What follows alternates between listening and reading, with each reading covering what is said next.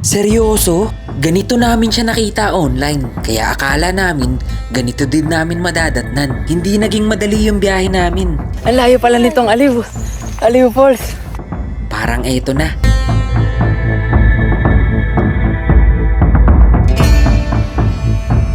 Teka, yun na yun? Ngayong araw, pupunta kami sa Aliw Falls. Isa to sa 3 waterfalls dito sa Laguna na plano namin puntahan sa loob lang ng isang araw. Pero hindi namin in-expect na ganito pala yung unang waterfalls na madadatnan namin. Hello. Punta na kami ng Aliw Falls. Init. Grabe na init, oh. Parang kami lang yung naglalakad din, oh. Parang wala masyadong tao. Ay, nak, say hi. Parang walang tao, ah. Kami lang, ah. Yung nadaanan papunta dun sa Aliw Falls. Ang layo pala nitong Aliw Falls.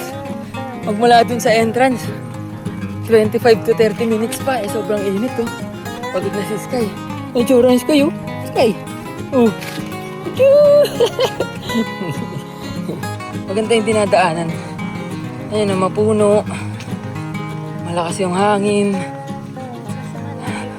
Very nature trip dito, kaya maganda siya.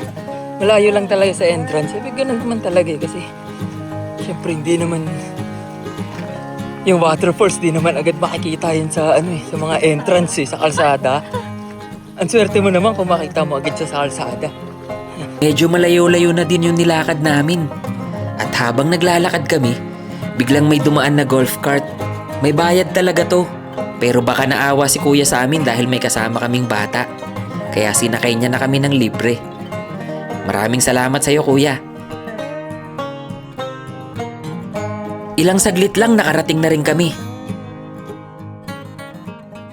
Pagpasok pa lang napansin na namin na karamihan sa mga pool.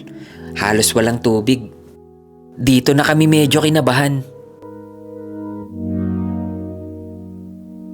Eto na ata. Pagdating namin sa waterfalls, ito nga ang bumungad sa amin. Mahina yung bagsak ng tubig. Ibang-iba sa mga napanood naming videos online. Siguro, malaking factor din talaga na summer season ngayon. Kaya mahina yung daloy ng tubig.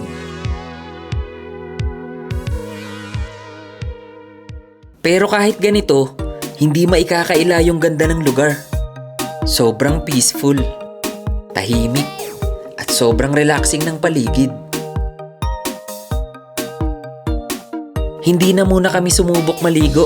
Nagpicture-picture na lang kami at tumambay saglit habang ine-enjoy yung view. Sigurado ako ibang-iba ang ganda ng Aliw Falls during rainy season. Kapag malakas na ulit yung bagsak ng tubig, siguradong babalik kami dito. Tapos na kami galing lang namin sa Aliw Falls. Balik na kami, lakas ni Sky, oh. Ilang steps yan ako. Hi! Lakas sa Uy, layo. Very good. At dahil may isa pa kaming waterfalls na pupuntahan, umiwas na muna kami sa sobrang tagal na tambay dito. Maraming salamat sa panonood. At kung gusto nyo makita yung buong adventure namin, kung saan pinuntahan namin ang 3 waterfalls dito sa Laguna in one day, pwede nyo panoorin yung video dito.